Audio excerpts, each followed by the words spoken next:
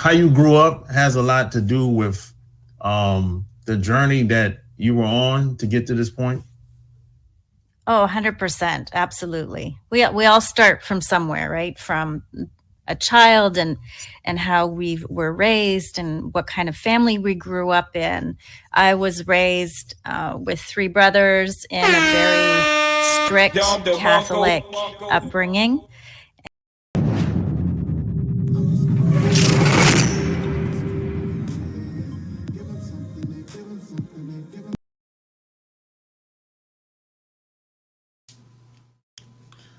Welcome to another episode coming at you from chooseyourrelationships.com, author of Love Can't Wait, which can be found on amazon.com.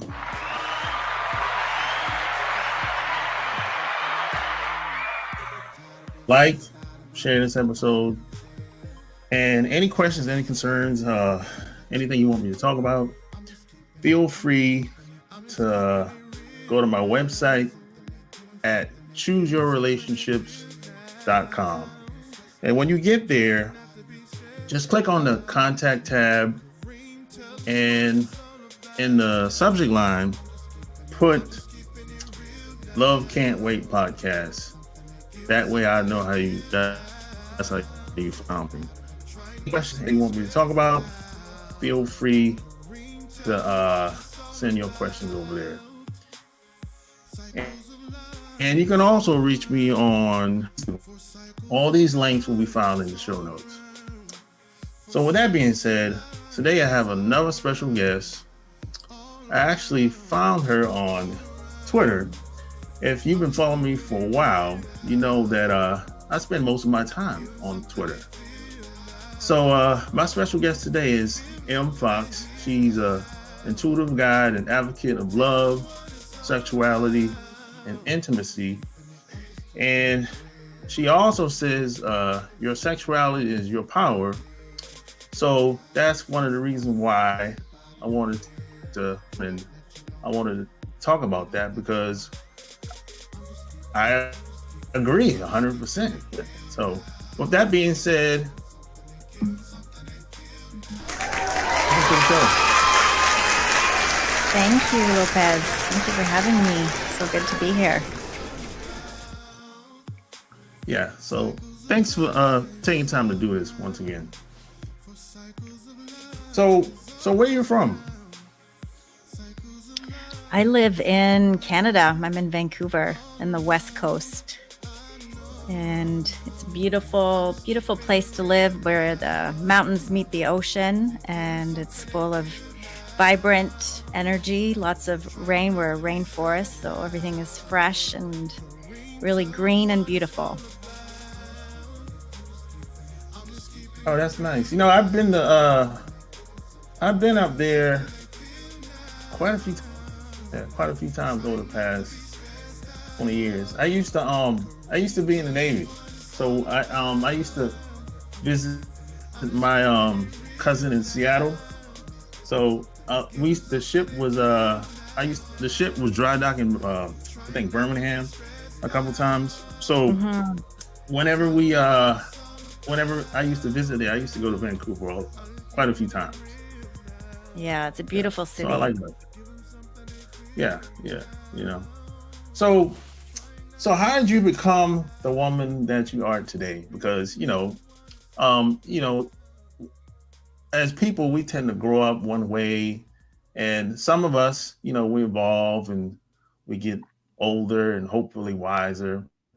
So, because one of the reasons why I wanted you to come on, because I like a lot of your quotes, and a lot of the things you speak about in could be video or could be in text.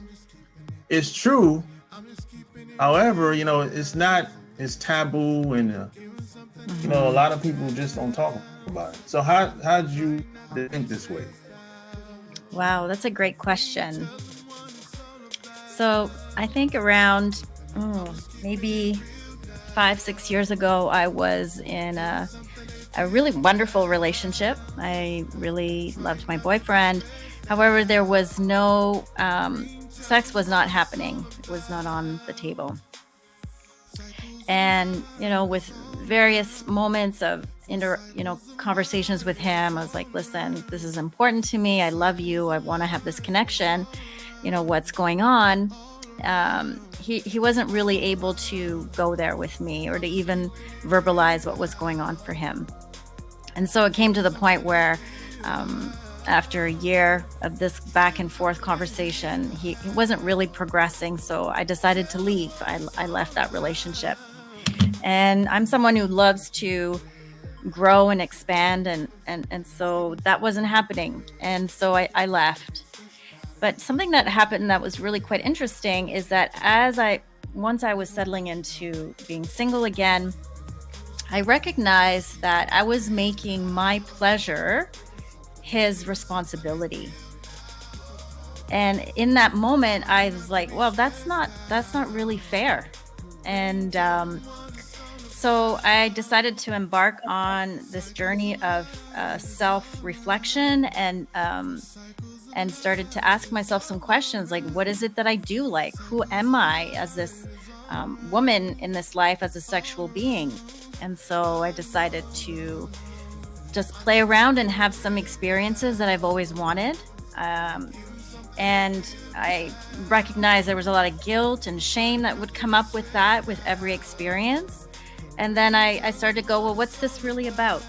And is this really shameful? Is this, should I feel guilty to want pleasure in my life? And so that's kind of how I started going about that. And then I discovered that I'm someone who is into non-traditional forms of relationship. I'm non-monogamous. I believe in being free. Freedom for me is very important.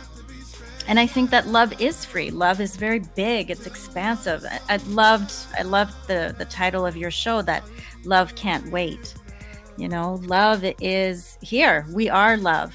And everything that's created in this universe is love. And so for me, that's kind of how I got here. And I had friends and they were like, you should create a podcast. You should help people.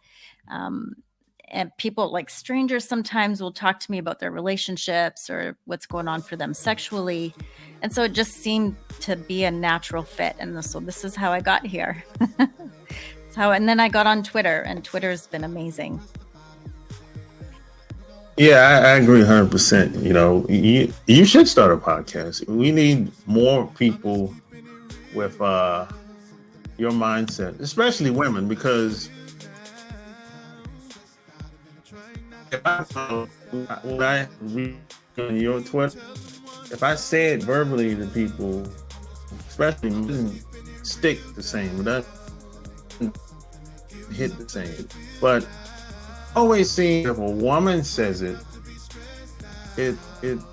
impacts men and women differently.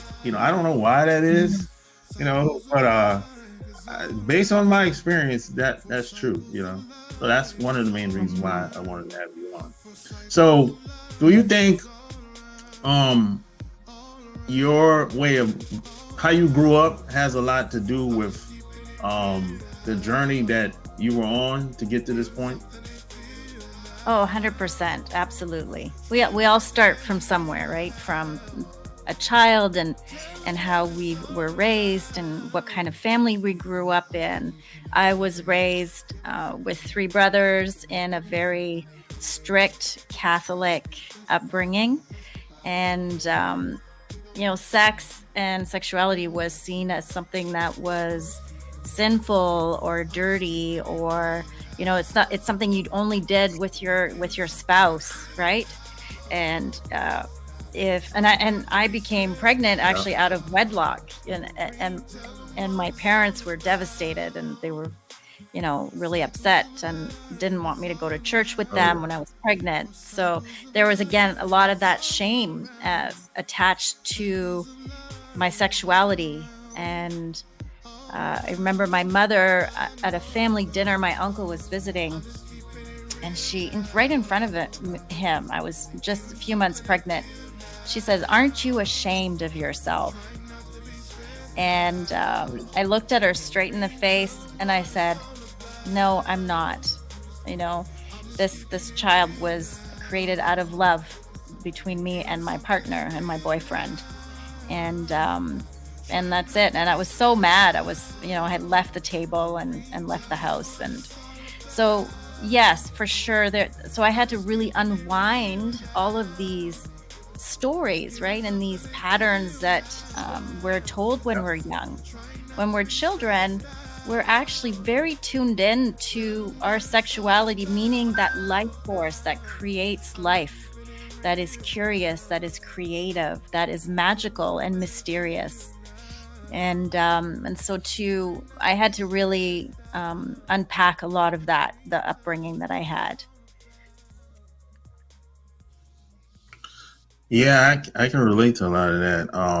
My parents were Christians, and Mm-hmm. I grew up. We went to a Methodist church. We went to church all the time, 3, 4 times a week. Oh, wow. Up until I was about 17, and I used to hear how my parents used to talk about like girls down the street. And I still, when I was growing up, if a girl got pregnant, they would send her away somewhere Mm-hmm. else, like send her to her grandmother's house, or send her up north, or if they were up north, they would send her down south, because if a young girl got pregnant and had a baby out of wedlock, that was shameful. I still remember those Mm-hmm. days. It's like today, it's like almost normal for a woman to have a kid out of wedlock, but like when I was growing up, that was very shameful. The parents would be embarrassed to Mm-hmm. be seen out in public, because all the Mm-hmm. older people would they'd be like, oh, their daughters, they got a grandbaby already, and the girl is not married. So yeah, a lot of that stuff, it affects us. It affects some people, probably for the rest of their lives. They have to, like you Mm-hmm. said, a lot of people have to kind of reprogram themselves, and because a lot of things probably in their daily life probably holds them back from just relationships today. Mm-hmm. I do want to touch a little bit about, that So the idea of, how did but how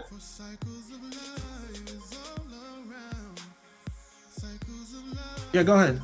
yeah, the idea of that aspect of a young woman becoming pregnant. I became pregnant because I was afraid to talk to my parents about sex and to let them know I was having sex with my boyfriend. And I wasn't using birth control. I was too scared if I purchased birth control that my parents would find out. And there was a lot of fear surrounding being caught. And also there was not a safe space for me to talk about sex. And you touched a little bit about that at the very beginning in the introduction, is that we don't talk about sex. We don't talk about something that comes so naturally to us, something that is so beautiful, and that allows us to have a deep connection, not only to ourselves, but also to the other person, whoever we're sharing intimacy with.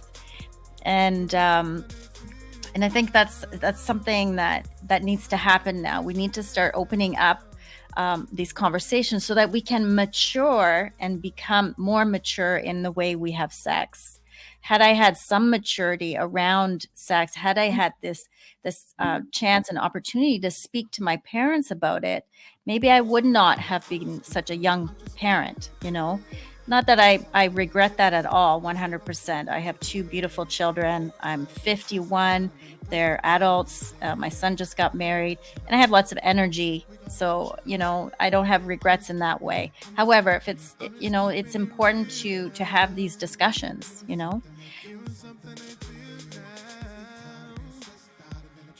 Yeah, you're all,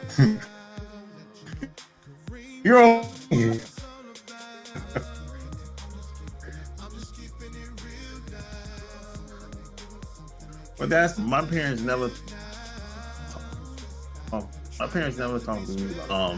As a matter of fact, I would say until my late 20s, I didn't know what I was doing. I was just like basically learning as I went, and by the time I was 30, I started to like really educate myself, like reading, like listening to people, because I've learned that your friends, they just trying to figure it out just like you trying to figure it out.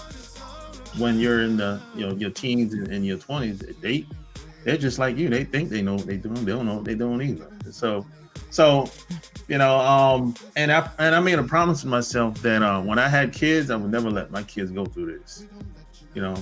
Never. I think because it's been times where situations were very uncomfortable, and I didn't really have an answer within the moment.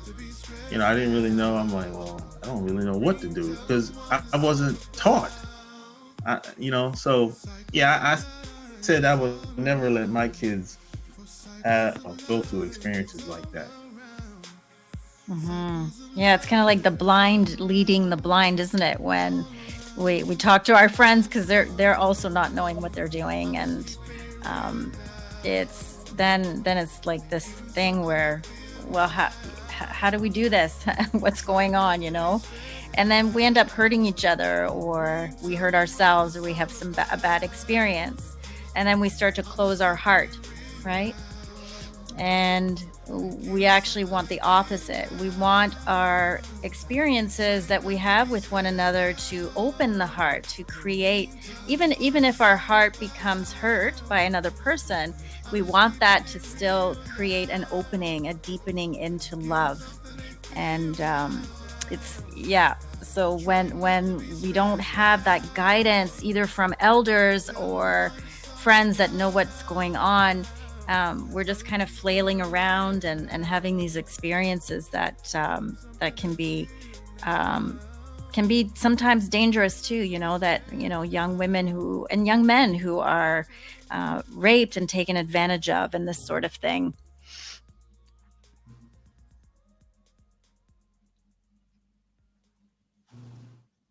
Yeah. So how did you I guess determine or got to a point where you felt like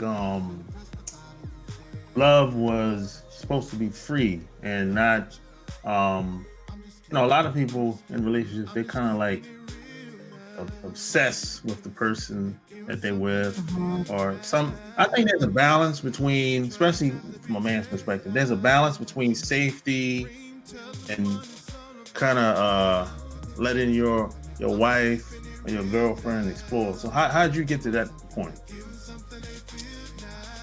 Oh, that's a great question. So for me, it was mainly just exploring. And when I've been married twice, and it's funny, both times walking down the aisle, my inside, I was like, I want to run in the other direction. Like there's something going on here that my body was like, nope, this is not where I need to be right now.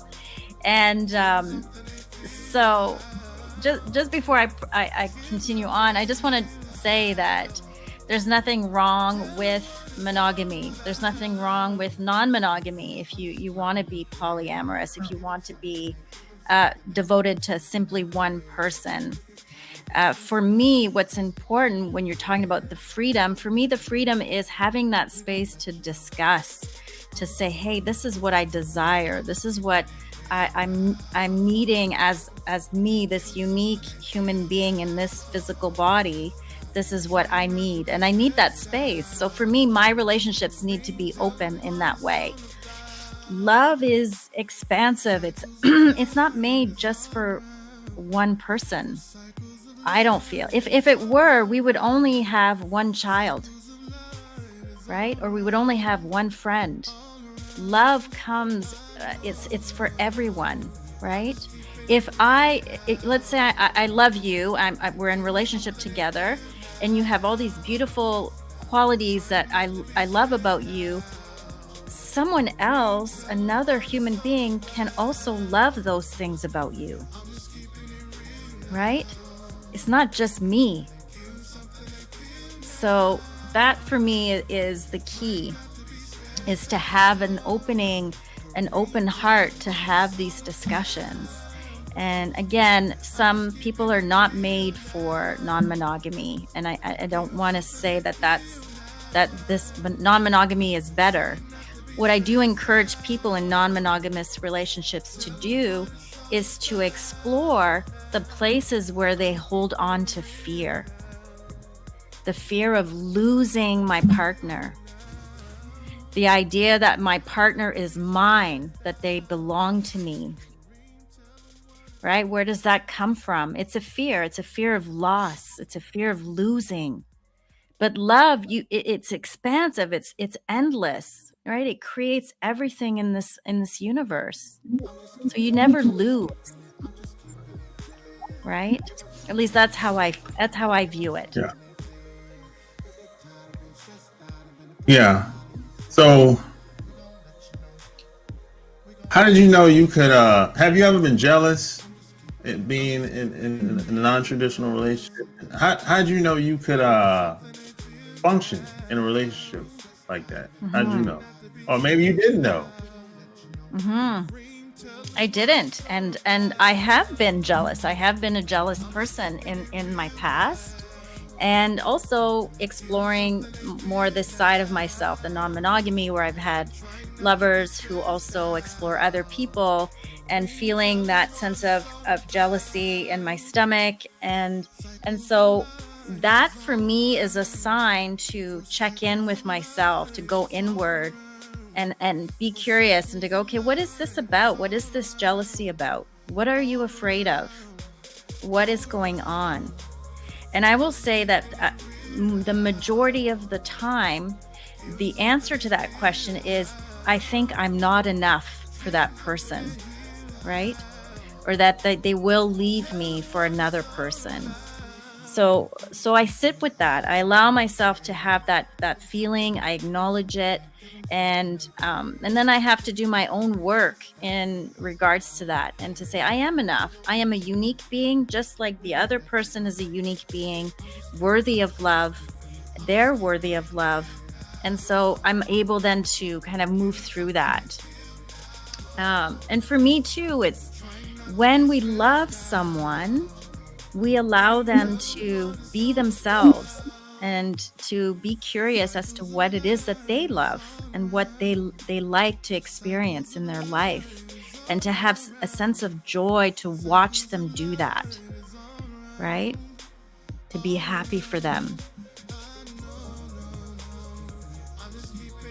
And not everyone has, it's a very intense thing. We're told that jealousy is a way we show love, but it's not. It's a fear. It's fear-based. Yeah. I mean, I always say a little jealousy is okay, but sometimes some people go too far, But a little jealousy is okay. But if you could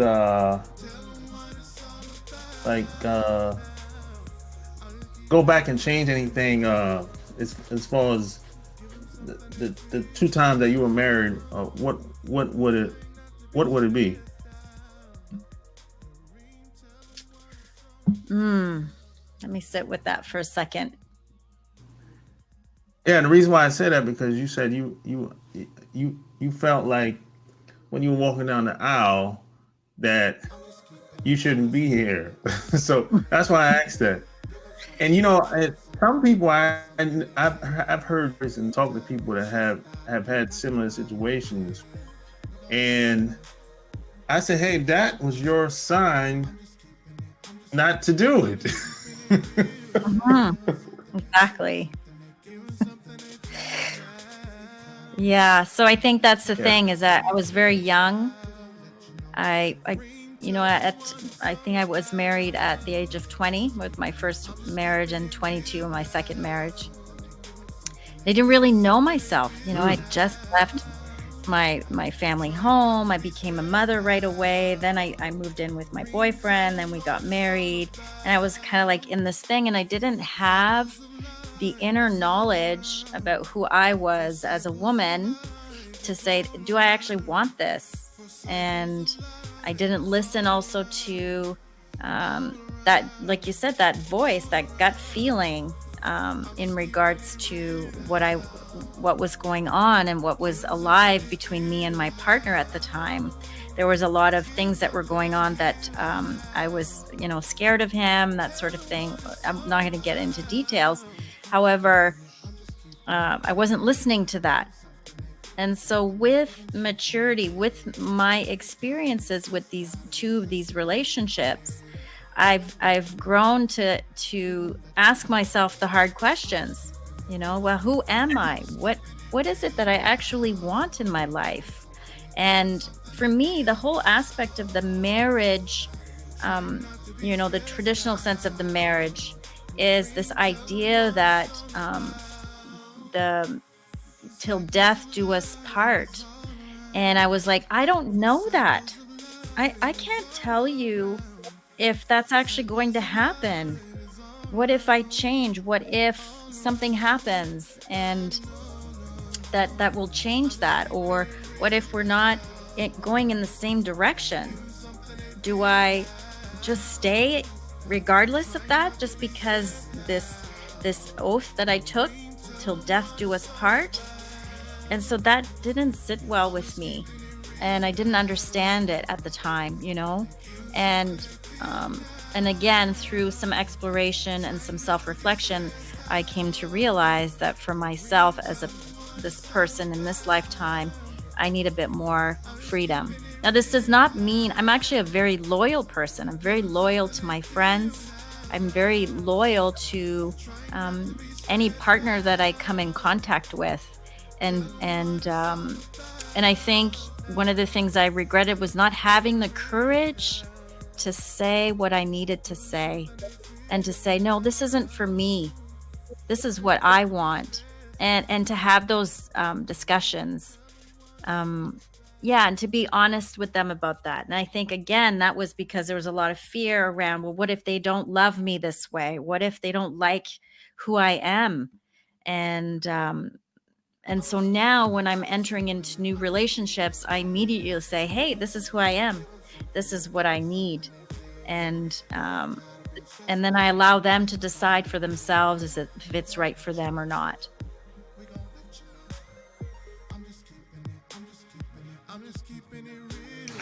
Yeah, you know, I can relate to a lot of that.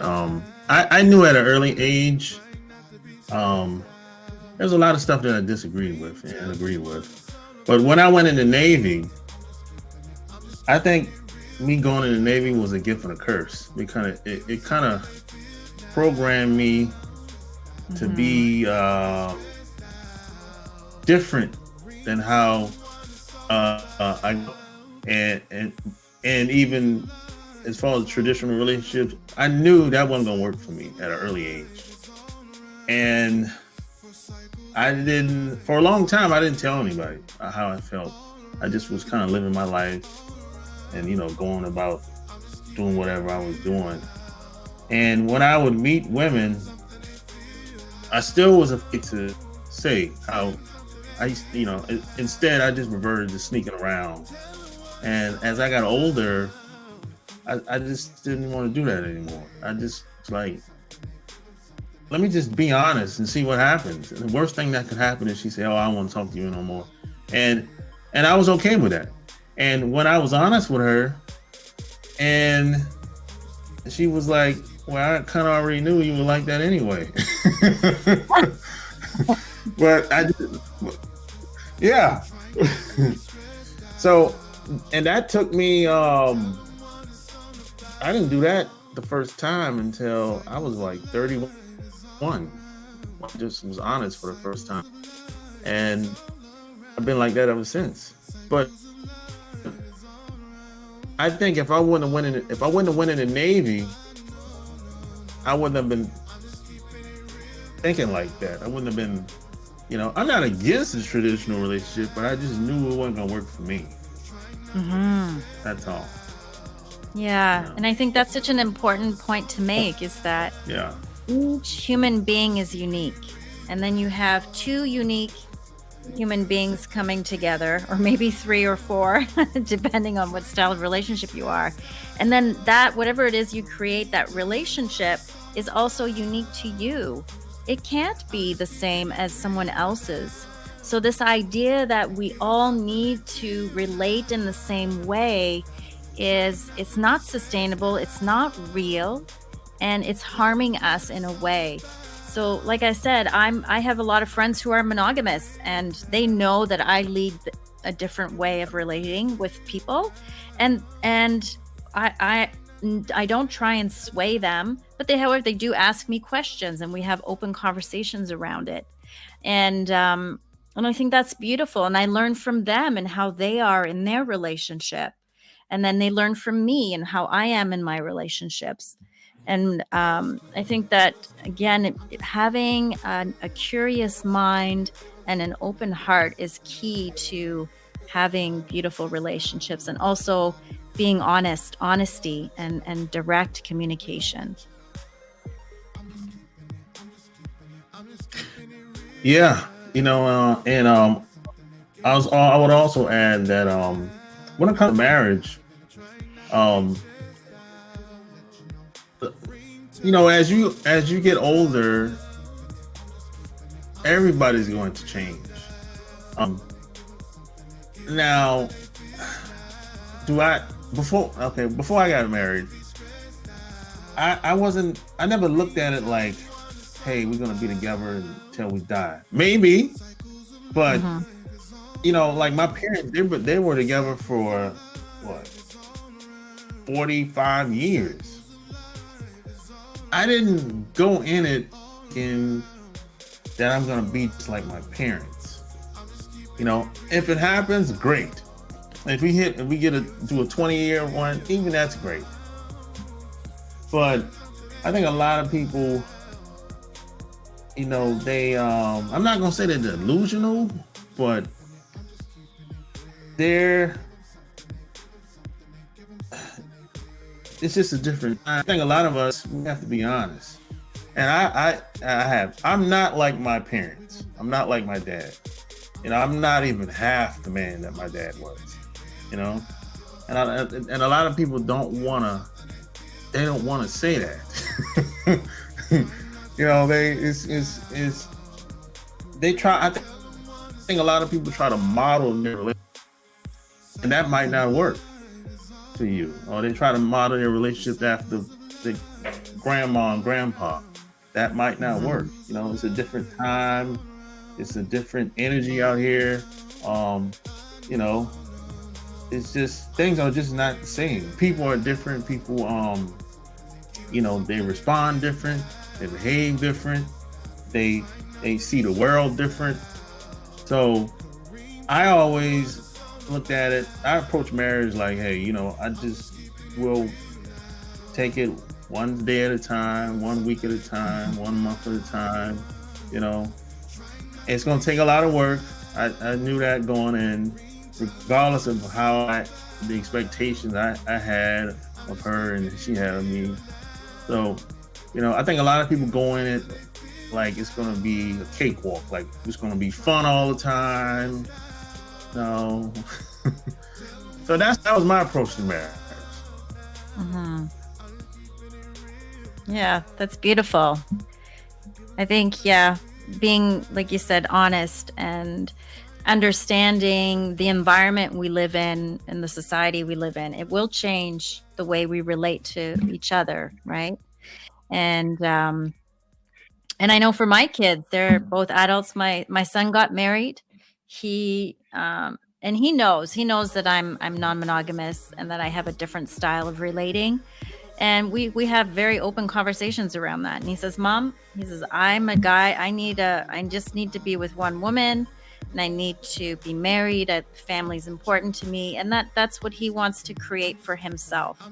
And for me, I love that. I love that that's what he needs, because he's a unique being. He's not me. Though he came through me and from me, he's not me. He's his own unique person. And I will support their love and their relationship the best way that I can. And I've told this to him and my daughter-in-law. I want them to have a successful relationship. And if that means that the relationship needs to end at some point, that's okay too, right? My daughter's more, she's open as well as like me. She doesn't see herself getting married or having children. She's completely different. Also came through me, but very different from her brother.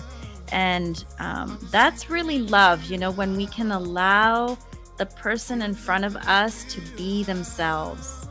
And just like you said, you just share honestly who you are, and the person in front of you will either say, yes, this is for me, or no, I'm not comfortable with that. This is not a good fit. And there's nothing wrong with that. It's actually quite beautiful to have someone say no to you. This is not right for me.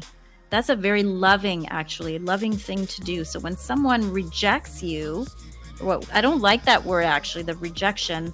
It comes with a lot of negative connotations, but it's a choice that they're making. They're saying to you, no, I'm not the right person for you. Someone else is out there for you. And I think I respect people when they say to me, you know, I'm not comfortable with this kind of relating.